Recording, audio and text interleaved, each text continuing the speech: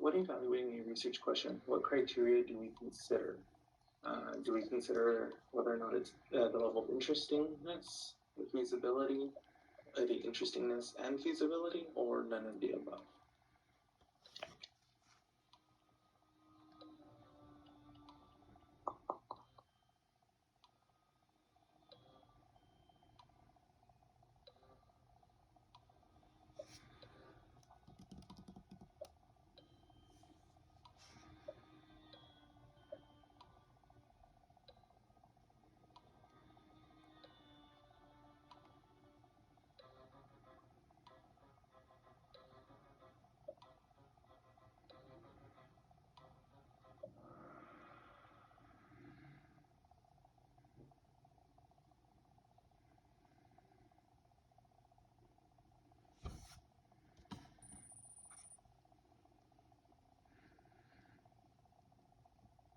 Which of the following is considered a part of an interesting research question?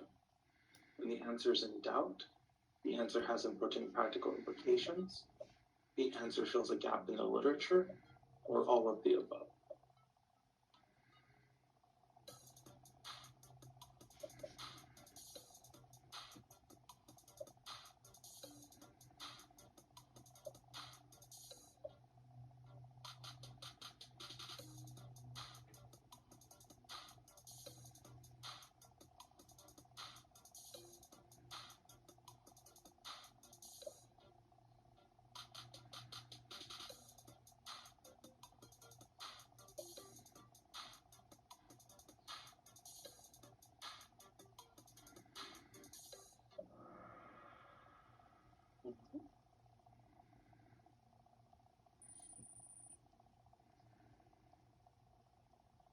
Which of the following are considered a factor of feasibility? So do we factor in time, money, technological knowledge, or technical skill, or all of the above?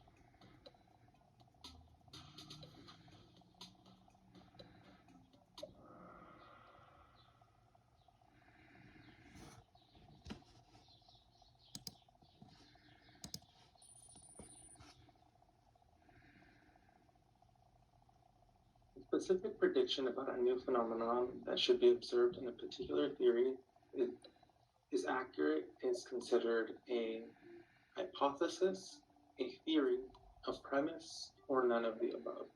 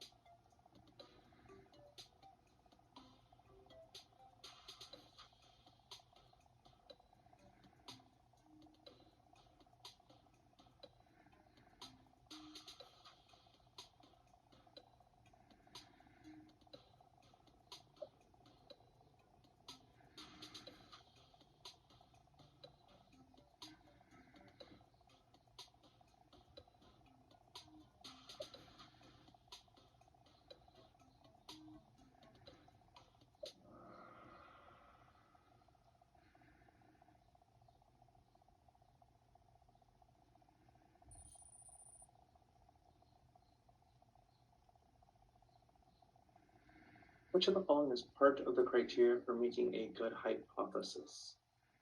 So a good hypothesis must be testable and falsifiable. A good hypothesis must be logical. A good hypothesis makes a positive statement about an existence of a relationship or effect, or are these all of the above? Each one of these is a component of a good hypothesis.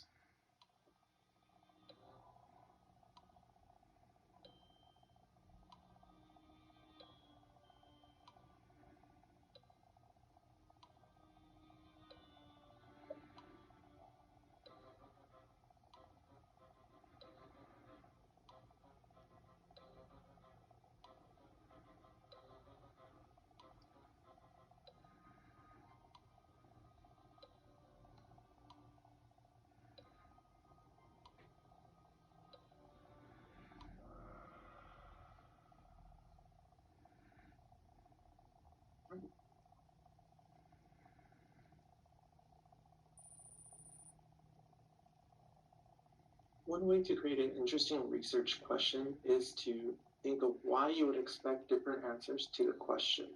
Is this considered true or false?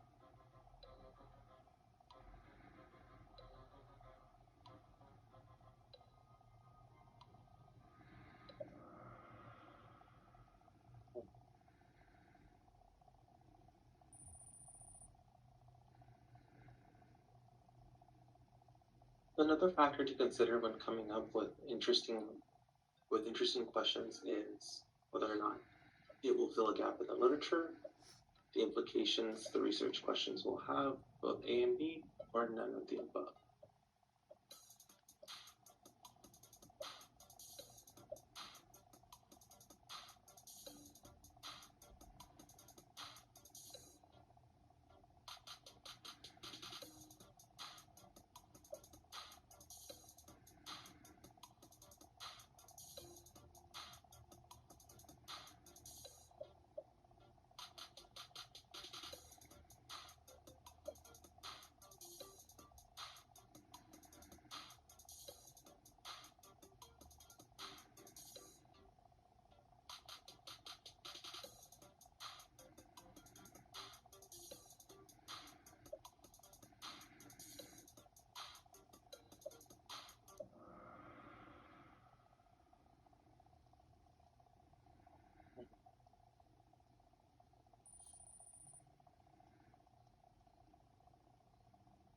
Why is it important identifying the feasibility of a project? This is because we don't want to waste our time on a project that can't be completed. We want to waste others and our own time. We don't want to waste effort into a project that can't be completed, or both A and C, or triangle and circle, or red and yellow.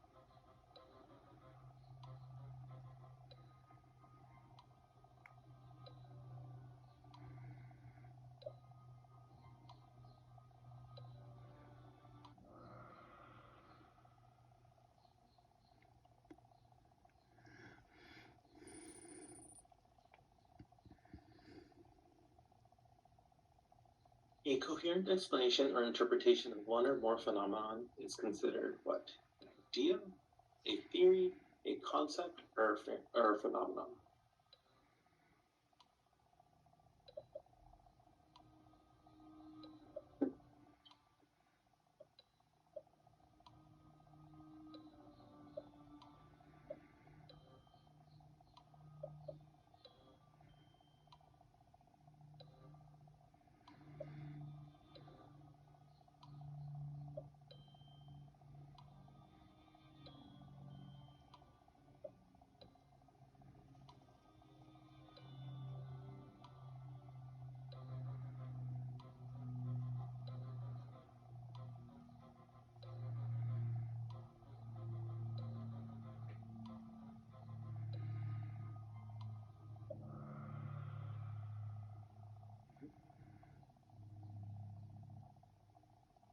As I've mentioned before, if you have any questions, just let me know either via just speaking up or in chat. I'm always happy to answer them.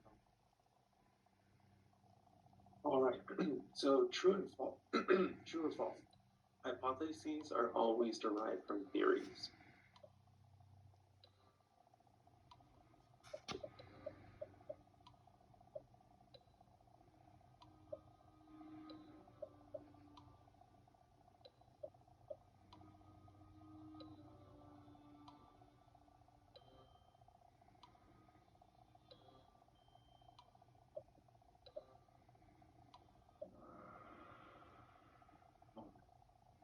So, while theories are good and they do help to inform different hypotheses we may have, um, it doesn't. We don't always derive our specific hypotheses from existing theories, especially when we're trying to challenge.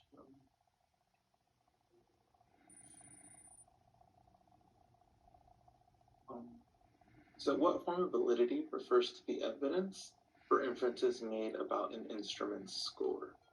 So, is this your construct validity, base validity, discriminant validity, or your instrument validity?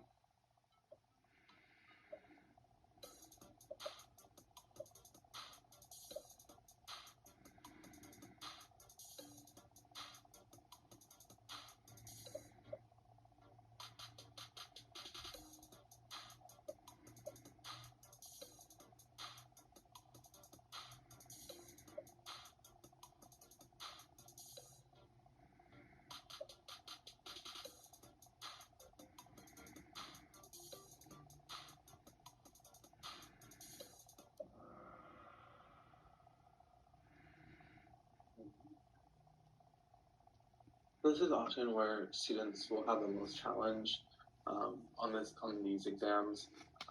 What my recommendation typically is, if you're not comfortable with it, my recommendation would be to have this not chapter, but this module open, just to be able to reference it, or at least know where to find this information, because there are subtle differences between each one of these different forms of validity.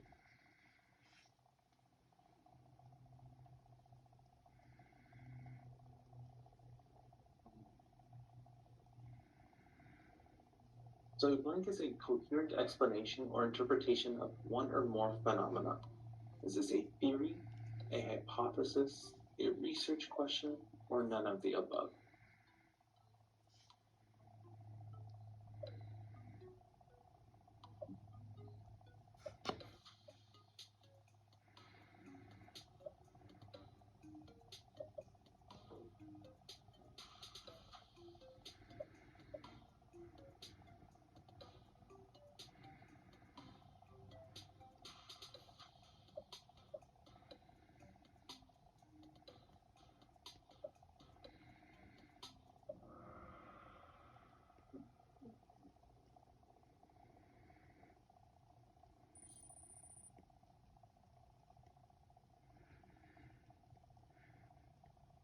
Using the test-retest method, which of the following is or are considered a step for test-retest? Administer the measures at 2 separate times to each subject. Compute the correlation between the measures at time 1 and time 2. Check if there is a significant correlation between times 1 and times 2, or all of the above. So remember, this is the test-retest method.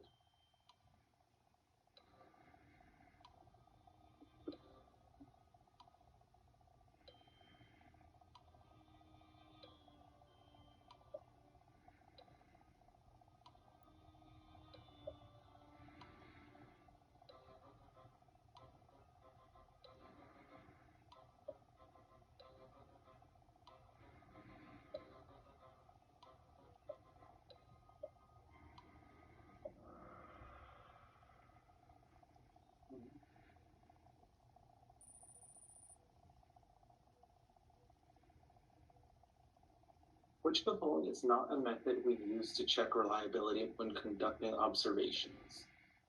Using the same person over 2 observations, using 2 separate observers to watch the same action, using 1 person to observe a situation only once.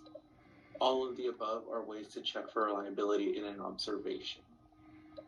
Remember, the key part here is the word not. So which of the following is not a method?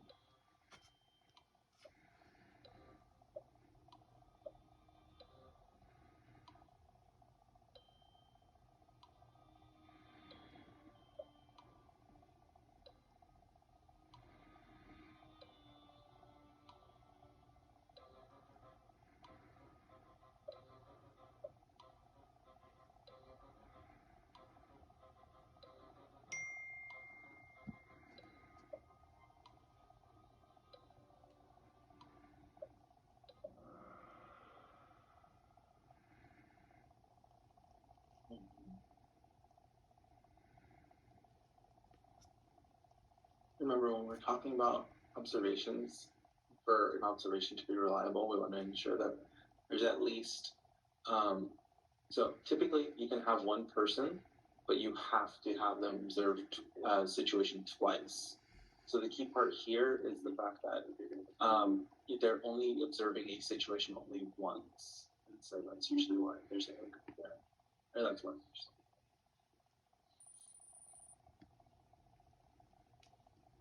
So when considering Cronbach's alpha values for reliability, what value is seen as having internal consistency? Is this an alpha value above 1.9, an alpha value above 1.7, alpha values of 1.0, or alpha values above 1 or above 0.5?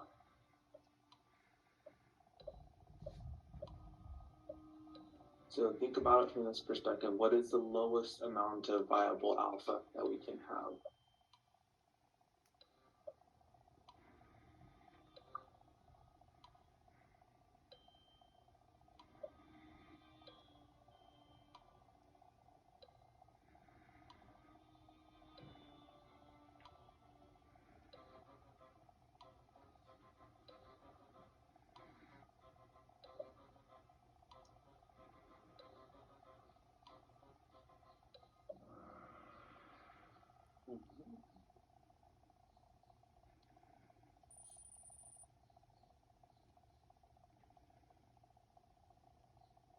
True or false?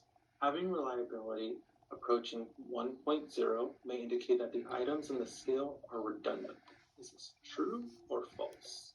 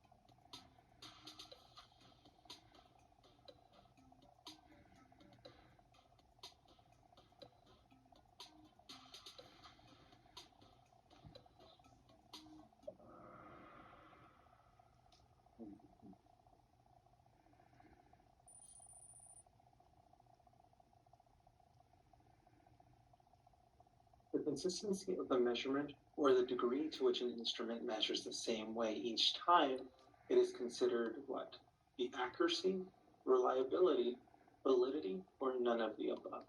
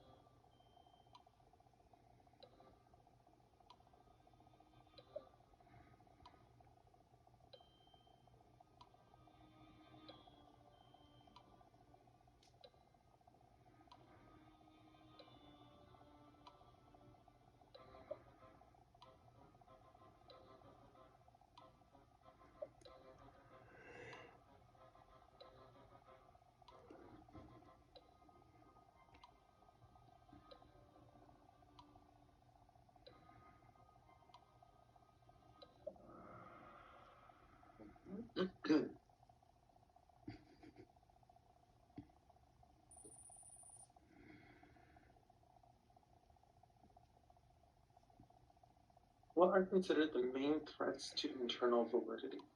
Is this single group threats, multiple group threats, social interaction threats, or all of the above?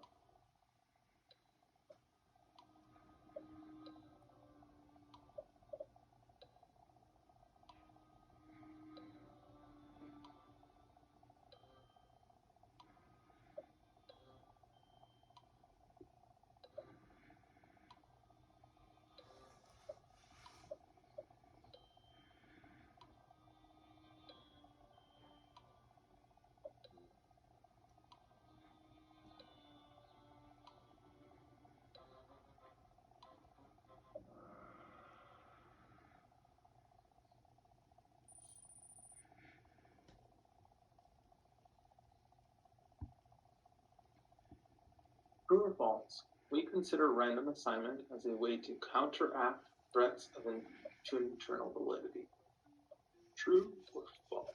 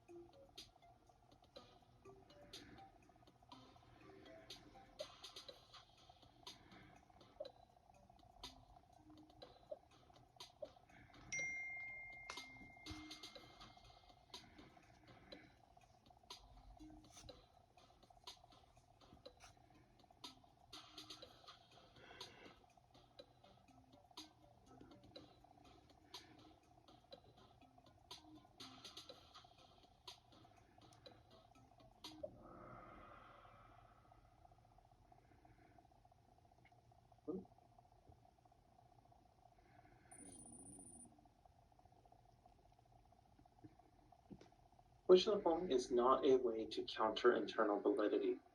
Random assignment, pretests, the use of only pretests. One of the pretests should be the same or same as or parallel to the post-test. So random assignment, pretests, only utilizing pretests, or having pretest and post-test. So which of these is not a way to counter internal validity?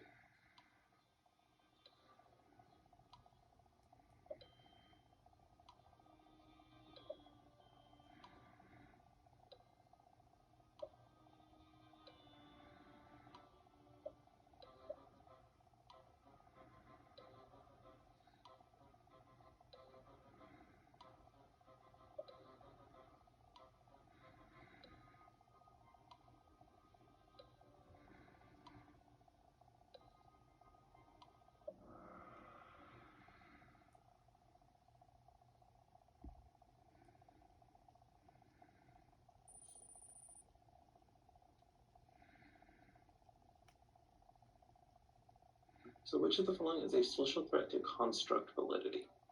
Is this hypothesis guessing, evaluation apprehension, experimenter/researcher expectancies, or all of the above?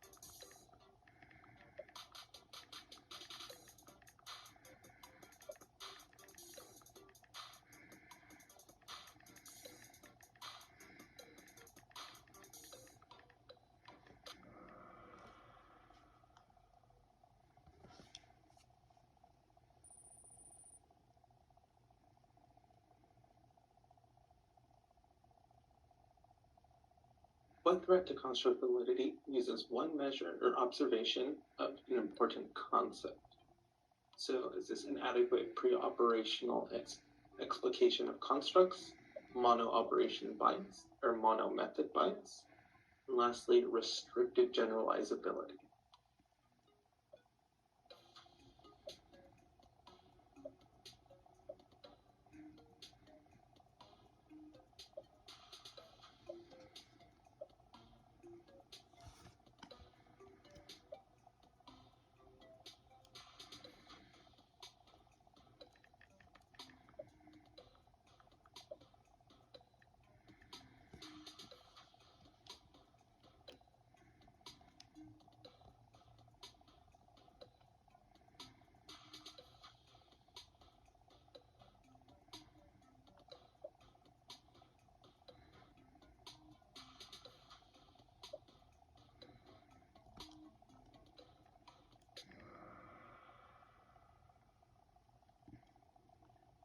Just as a kind of warning or like heads up.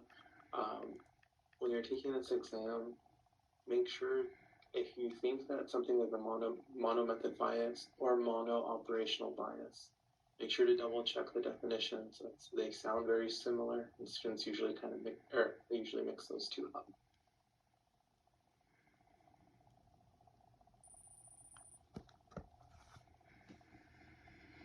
All right, so which of the following is not a threat to construct validity? Inadequate pre-operational pre-explication of constructs, mono-operation bias, mono-method bias, or mono-generalizability.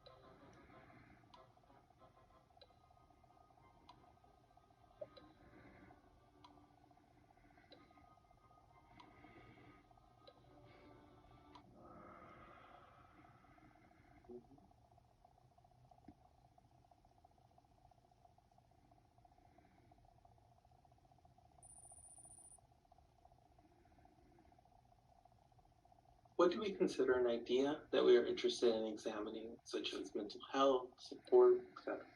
Is a model, a concept, a variable, or none of the above?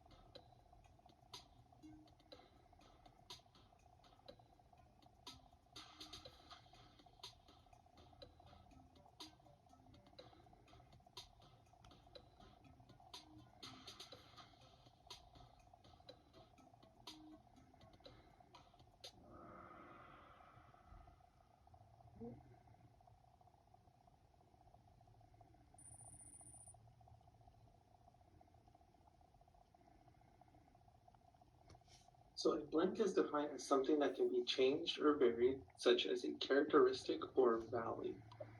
Is this the concept, a model, a variable, or none of the above?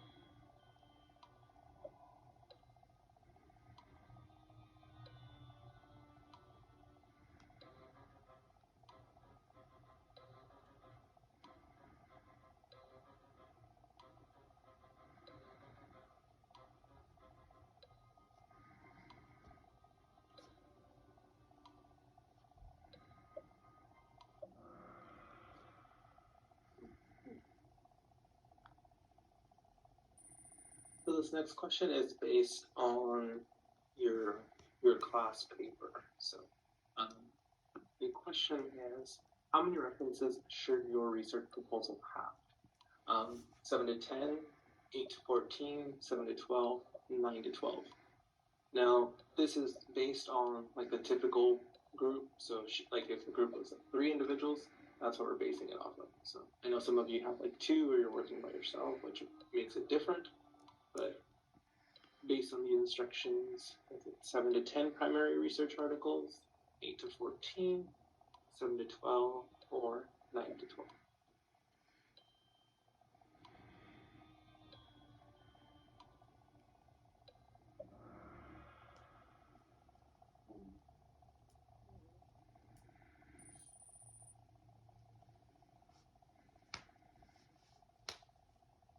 the title page to be in APA 7 formatting, it should include which of the following: a running head, title, authors, university, and authors notes, running head, title, authors, and authors notes, running head, title, university, page numbers, and authors notes, or the title, authors, university, and page numbers.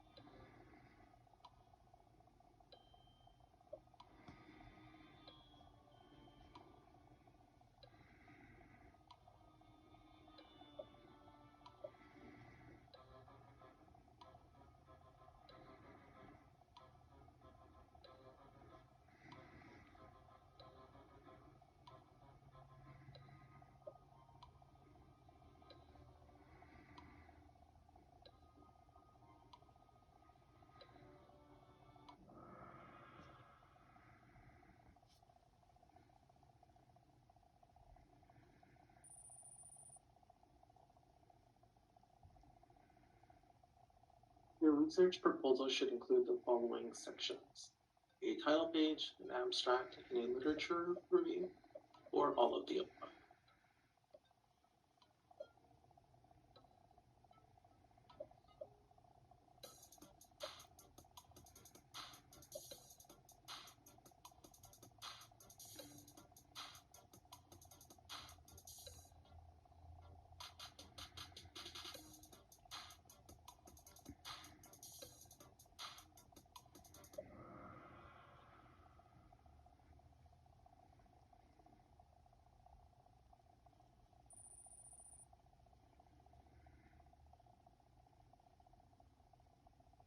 An abstract should be between blank and blank amount of words. It's 450 to 600, 150 to 250, 250 to 350, or none of the above.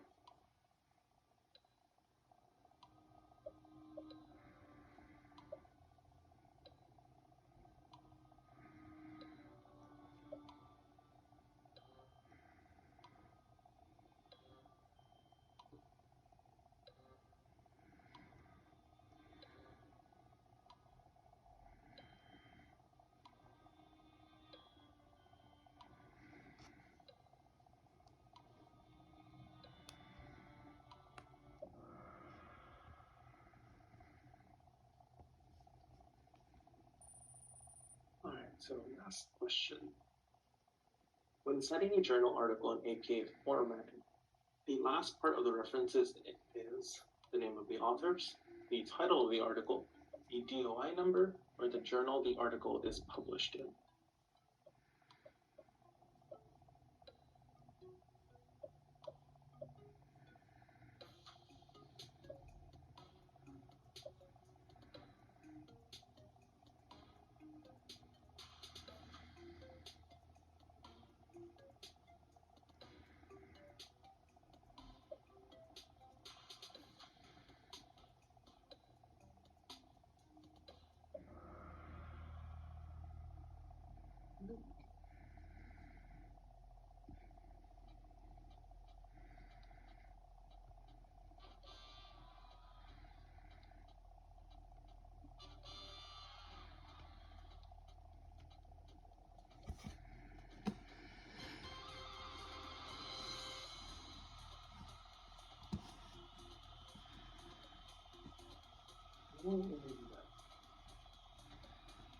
So at this point, does anyone have any questions?